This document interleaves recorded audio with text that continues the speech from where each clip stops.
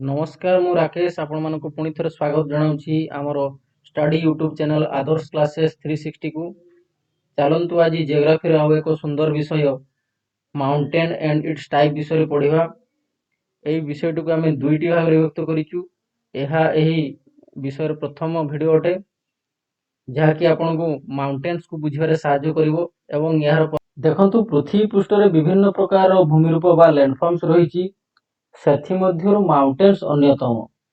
तेणु mountains landform जानिबा पूर्वरु बा mountains and it's type विषय को प्रवेश करने पूर्व आमको प्रथमे पृथ्वी पृष्ठ रे थिबा विभिन्न प्रकार भूमिरूप संपर्क रे निहाती जानिबा आवश्यक। तो चलतु पृथ्वी पृष्ठ रे जो आमर विभिन्न प्रकार जो भूमिरूप रही जेपरिक आमर समतल भूमि क्या कहुए, मालभूमि क्या कहुए, आमर पहाड़ क्या कहुए एवं शेष में आम जाना माउंटेन क्या कहुए, पर्वत क्या कहुए। तो यही सब कॉन्सेप्ट आम बुझी सारिबा परे माउंटेन एंड इट्स टाइप को प्रवेश करवा।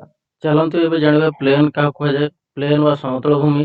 देखो प्रथम आम तार डेफिनेशन टी पढ़ी नवा। देखो a plain is a broad area of flat land.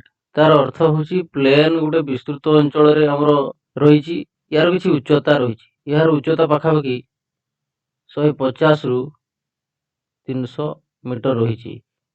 आम यार जो उच्चता आम कैलकुलेट करूँ सी लेवल बा समुद्र पतन टारू यार आम उच्चता आम कैलकुलेट कर। चलतु बुझिया भल से देखु ये हूँ सी लेवल। देखो ये सी लेवल यू आम कौन करना जिते भी आमर भूमि रूप रही पृथ्वी रे प्लेन रो बा प्लाट्यू रो बा माउंटेन रो हिल रो से गुड़ा को आम सी लेवल पाखु ही तार हाइट कैलकुलेट करि थाउ। देखंतु धर जब सी लेवल धर जो गोटे भूमि रूप हाइट ए भलिया रही पूरा फ्लैट सरफेस रही एवं यार उच्चता देखंतु एटा तार हाइट। ये हाइटा जदि गोटे लैंडफॉर्म्स रो 150 मीटर रु 300 मीटर भितर रोची ताहले यही विस्तृत अंचल टी आम कौन कही था ना प्लेन कही था। तो चलतु भारत रे कौ कौ जगार आम प्लेन रही आम मानचित्र माध्यम देखी नवा। देखु यह हूँ गोटे भारत मानचित्र। देखो प्लेन कहले आमर मुख्यतः आम देखो गंगा नदी आमर बाहर कौटू ना आमर देखो गंगा नदी जो फ्लो करके आसूची है सी से गोटे पर्वत रु बाहर आमर जो गोनासिका हिल्स बा गुप्तगंगा हिल्स रु बाहर दुईटा नदी आमर मिसिकी जो आम आलाहाबाद जो प्रयागराज रे आमर मिसिकी जो गंगा नदी आम कहूँ भागीरथी अलकानंद आसिक प्रयागराज मिशुंट माने कौन कहूँ ना गंगा नदी कहूँ। तो गंगा नदी जो पाखापाख अंचल गुड़ाक जो गंगा नदी कौन करुच्ची ना विभिन्न प्रकार माटी गड़ी बाली आणिक गोटे फ्लैट सरफेस एठी क्रिएट करुच्ची। याकू सेतिपई गांगेय समतल भूमि कहिथाउ। एई अंचलटा होची हमर गांगेय समतल भूमि। एटा मुझे ऊपर करथिले एटा नेपाल पोर्शन को पळैला ए तळकू रहइबो। यार हाइट रहिची 50 रु 150 मीटर मध्य माने अप्रोक्सीमेटली एक्जाक्टली आम कहि परबेन तार हाइट केते रहउची। किंतु यार रेंजेस रहउची गोटे जगह हमर यार रेंजेस 50 मीटर हाइट हला बेलकू केतले हमर 100 मीटर रहउची को जगह 130 मीटर भी रहउची। तो अप्रोक्सीमेटली आम गोटे रेंजेस भितर रखा 50 रु 150 मीटर यार हाइट।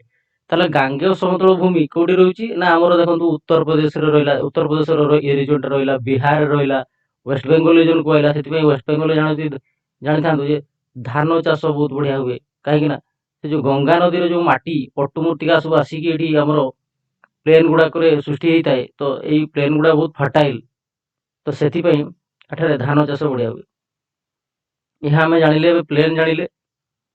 चलतु देखु ये तो आमर थिला नॉर्दर्न प्लेन बा जो कहूँ आम गांगेटिक प्लेन जोटा आम जानिले गांगेय समतल आहरी रही उपकूलवर्ती समतल अंचल जोड़ा देखु एगुड़ा हूँ समुद्र उपकूल जो रही एटा कहुए टोटाल लैंड एरियाटा एटा जो रही जो पूर्व घाट कह जो पूर्व घाट पर्वतमाला ପହଞ୍ଚିବା ପୂର୍ବରୁ ବା ଆମର ଯୋଉ ଉପକୂଳବର୍ତ୍ତୀ ଅଞ୍ଚଳ ରହିଛି ଏଇଗୁଡା, ଏଇ ଯୋଉ ଉପକୂଳବର୍ତ୍ତୀ ୟାକୁ ଆମେ କଣ କହିଥାଉ ନା ପୂର୍ବ ଘାଟ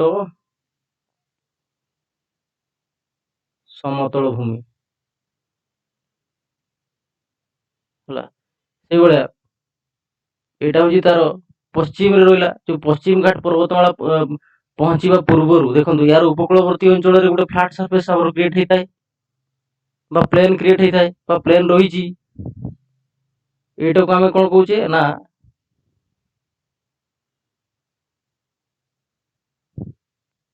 ପଶ୍ଚିମ ଘାଟ ସମତଳ ଭୂମି। ମେନଲି ଆମର ଗାଙ୍ଗେଟିକ ପ୍ଲେନ୍ସ, ପୂର୍ବ ଘାଟ ସମତଳ ଭୂମି ଏବଂ ପଶ୍ଚିମ ଘାଟ ସମତଳ ଭୂମିକୁ ନେଇକି ଆମର ଭାରତରେ ପ୍ଲେନ କନଷ୍ଟିଟ୍ୟୁଟ କରୁଛି ବା ପ୍ଲେନ ଏଇ ସବୁ ଜାଗାରେ ଆମର ରହିଛି। ଚାଲନ୍ତୁ ଏବେ ଜାଣିନେବା ପ୍ଲାଟ୍ୟୁ ବା ମାଳଭୂମି କାହାକୁ କୁହାଯାଏ। ଦେଖନ୍ତୁ ପ୍ଲାଟ୍ୟୁ ବା ମାଳଭୂମି a flat elevated landform which is higher than plain. ତ ୟାର ମାଳଭୂମି ଆଉ ପ୍ଲାଟ୍ୟୁ ଯୋଉଟା ଆମେ କହୁଛେ ପ୍ଲେନ ସହିତ ସମାନ, ପ୍ଲେନ ର ଲ୍ୟାଣ୍ଡଫର୍ମ ଯାହା ପ୍ଲାଟ୍ୟୁର ଲ୍ୟାଣ୍ଡଫର୍ମ ମଧ୍ୟ ତାହା, କିନ୍ତୁ ଏହାର ଉଚ୍ଚତାକୁ ନେଇକରି ଆମେ ୟାକୁ ଭେରି କରୁ। ଯଦି ଏହାର ହାଇଟ୍ 150 ରୁ 300 ମିଟର ରହିଲା ତାହେଲେ ଆମେ ୟାକୁ କହୁଛେ ପ୍ଲେନ, କିନ୍ତୁ ଯଦି ଏହାର ହାଇଟ୍ ଟିକେ ବଢିଯିବ ତାହେଲେ ଏଟାକୁ ଆମେ କହିବା ପ୍ଲାଟ୍ୟୁ ବା ଯେଟାକୁ ହିନ୍ଦୀରେ ଆମେ ପାଠାର କହୁଛେ କିନ୍ତୁ ଓଡିଆରେ ଆମେ ତାକୁ ମାଳଭୂମି କହିଥାଉ। ଦେଖନ୍ତୁ ଏଟା ହଉଛି ସି ଲେଭେଲ,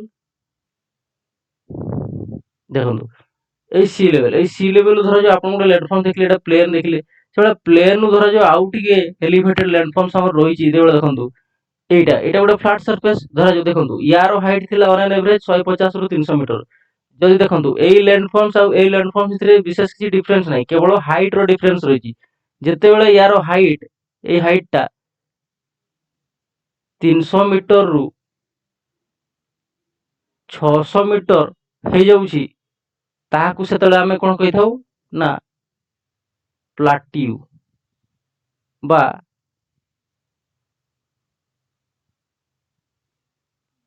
ମାଳଭୂମି। ବୁଝିପାରିଲେ? ତ ମାଳଭୂମି ଆଉ ପ୍ଲେନ ଭିତରେ ବିଶେଷ କିଛି ଡିଫରେନ୍ସ ନାହିଁ।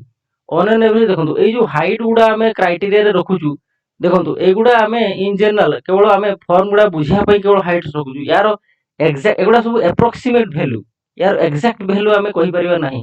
କାହିଁକି ନା ଦେଖନ୍ତୁ ପ୍ଲେନ ଅପେକ୍ଷା ପ୍ଲାଟ୍ୟୁର ହାଇଟ୍ ଅଧିକା। ଶୁଣନ୍ତୁ ସେଇଭଳିଆ ଦେଖନ୍ତୁ ଆମର ଯେମିତି ଆମର ଗାଙ୍ଗେଟିକ ପ୍ଲେନ ର ହାଇଟ୍ କେତେ ଥିଲା ଅନ୍ ଆନ୍ ଏଭରେଜ 50 ମିଟର ରୁ ଆମର 150 ମିଟର ରେଞ୍ଜ ଭିତରେ ଥିଲା। ତ ଆପଣ କହିବେନି ସାର୍ ଆପଣଙ୍କର ଗୋଟେ କ୍ରାଇଟେରିଆ ରହିଛି 150 ମିଟର ରୁ 300 ମିଟର ହେଲେ ଆମେ ପ୍ଲେନ କହିପାରୁଛୁ। ସେମିତି କମ ବି ହେଇପାରେ ବେଶୀ ବି ହେଇପାରେ, ତ ତାର କିଛି ଫିକ୍ସ ନୁହେଁ। ତେଣୁ ଆମକୁ ବୁଝିବା ପାଇଁ ପଡିବ ଏଇ ଲ୍ୟାଣ୍ଡଫର୍ମ ଗୁଡିକୁ ବୁଝିବା ପାଇଁ ହେଲେ ହାଇଟ୍ ଏଇ ଯେ କ୍ରାଇଟେରିଆ ମାନେ ୟାର ଗୋଟେ ଫେସେଟ ବୁଝିପାରିଲେ। ପ୍ଲାଟ୍ୟୁ କାହାକୁ କୁହାଯାଏ? ତ plateau is also elevated landform which is higher than plain. ତ ପ୍ଲେନ ଆଉ ପ୍ଲାଟ୍ୟୁ ଭିତରେ କେବଳ ହାଇଟ୍ ର ଡିଫରେନ୍ସ। ଯଦି ପ୍ଲେନ ଗୋଟେ ପ୍ଲେନ ଟିକେ ଅଧିକ ଉଚ୍ଚରେ ଅଛି ସେଇ ପ୍ଲେନ ଟାକୁ ଆମେ କଣ କହିପାରିବା ନା ପ୍ଲାଟ୍ୟୁ କହିପାରିବା। ଚାଲନ୍ତୁ ଦେଖିବା ପ୍ଲାଟ୍ୟୁ, ଭାରତର ପ୍ଲାଟ୍ୟୁ ବିଷୟରେ ଆମେ ପ୍ରଥମ ଜାଣିବା ଯେ ପ୍ଲାଟ୍ୟୁର ଡେଫିନେସନ କଣ ଆପଣ ମାନେ ଜାଣିଲେ। ଆମେ ଲାଷ୍ଟ ଗୋଟେ ସମରାଇଜ କରିକି ଇନ ଜେନେରାଲ ବୁଝିବା ପାଇଁ ଚେଷ୍ଟା କରିବା। ଚାଲନ୍ତୁ ଦେଖନ୍ତୁ ପ୍ଲାଟ୍ୟୁ କୋଉ କୋଉ ଜାଗାରେ ଅଛି, ଏଇ ଇଣ୍ଡିଆନ ଏକ୍ସାମ୍ପଲ ଅନୁସାରେ ଆମେ ଦେଖିଲେ ଛଟନାଗପୁର ପ୍ଲାଟ୍ୟୁ, ଡେକାନ ପ୍ଲାଟ୍ୟୁ। ପ୍ରଥମ ଦେଖିବା ପୂର୍ବ ଘାଟ ସମତଳ ଭୂମି, ପଶ୍ଚିମ ଘାଟ ସମତଳ ଭୂମି ଆପଣ ଜାଣିଲେ, ଆମର ଗାଙ୍ଗେୟ ସମତଳ ଭୂମି ବିଷୟରେ ଜାଣିଲେ। ଏବେ ଚାଲନ୍ତୁ ଦେଖିବା ଭାରତର ପ୍ଲାଟ୍ୟୁ କୋଉ କୋଉ ଜାଗାରେ ରହିଛି। ଦେଖନ୍ତୁ ଭାରତୀୟ ଯୋଉ ପ୍ଲାଟ୍ୟୁ ରହିଛି ବା ଭାରତୀୟ ଯୋଉ ମାଳଭୂମି ରହିଛି ତାହାକୁ ଦୁଇଟା ଭାଗରେ ବିଭକ୍ତ କରାଯାଇଛି, ଦୁଇ ଭାଗରେ ବିଭକ୍ତ କରାଯାଇଛି। ଚାଲନ୍ତୁ ଏବେ ଭାରତର ପ୍ଲାଟ୍ୟୁ ବା ପ୍ଲାଟ୍ୟୁଜ ଇନ ଇଣ୍ଡିଆ ବିଷୟରେ ଆମେ ପଢିବା ବା ଜାଣିବା ପାଇଁ ଚେଷ୍ଟା କରିବା ଯେ ଭାରତର ପ୍ଲାଟ୍ୟୁ କୋଉ କୋଉ ଜାଗାରେ ଅଛି ବା ମାଳଭୂମି କୋଉ କୋଉ ଜାଗାରେ ଅଛି ଏବଂ ଭାରତର ପ୍ଲାଟ୍ୟୁକୁ କେତେ ଭାଗରେ ବିଭକ୍ତ କରାଯାଇଛି ଏବଂ ସେଗୁଡିକ କଣ କଣ। ଦେଖନ୍ତୁ ଇଣ୍ଡିଆନ ପ୍ଲାଟ୍ୟୁକୁ ମୁଖ୍ୟତଃ ଦୁଇ ଭାଗରେ ବିଭକ୍ତ କରାଯାଇଛି। ଗୋଟେ ହଉଛି ସେଣ୍ଟ୍ରାଲ ହାଇଲ୍ୟାଣ୍ଡସ ଆଉ ଗୋଟେ ହଉଛି ଡେକାନ ପ୍ଲାଟ୍ୟୁ। ଦେଖନ୍ତୁ सेंट्रल हाइलैंड आम क्या कहया तो देखो सेंट्राली जो प्लाट्यू गुड़िक रही सेंट्राली भारत जो मध्य भाग रे जो प्लाट्यू बा मालभूमि गुड़िक रही एई गुड़िक आमे कहूछु सेंट्रल हाइलैंड्स देखो सेंट्रल हाइलैंड्स भितर कोडा आसीजिवो मालवा प्लाट्यू आसीजिवो मारवार प्लाट्यू आसीजिवो बुंदेलखंड प्लाट्यू आसीजिवो बाघेलखंड प्लाट्यू आसीजिवो छटनागपुर प्लाट्यू आसीजिवो बुझि पारले कि नै एई प्लाट्यू गुड़िक आमे को श्रेणी रखिछु ना सेंट्रल हाइलैंड्स रखिछु सेंट्रल हाइलैंड्स से भलिया देखो मालवा प्लाट्यू तलकू गोटे रही आपण जानिथिबे सतपुरा हिल रेंजेस रही सतपुरा हिल रेंजेस ए डेकान प्लाट्यू गोटे पार्ट आपण देखुछन्ते Telangana plateau Karnataka plateau Deccan plateau ए कर्नाटक प्लाट्यू डेकान प्लाट्यू कहले टोटल एई पार्टटा होची डेकान प्लाट्यू ओके देखो ए डेकान प्लाट्यू मेन पोर्शनटा रहउची हमर एठी किंतु तार सब्सिडियरी कर्नाटक अंचल रहा कर्नाटक प्लाट्यू तेलंगाना अंचल रहा तेलंगाना प्लाट्यू दंडका रिजन रहा छत्तीसगढ़ आंध्र प्रदेश ओडिशा पाखापाखि तो ये टोटल रिजनटा होची हमर डेकान प्लाट्यू सब्सिडियरी गुडा होची हमर Karnataka plateau Telangana plateau Dandakaranya plateau तो ये सब गुडा प्लाट्यू को ही कन्स्टिट्यूट करछि हमर काहकू ना डेकान प्लाट्यू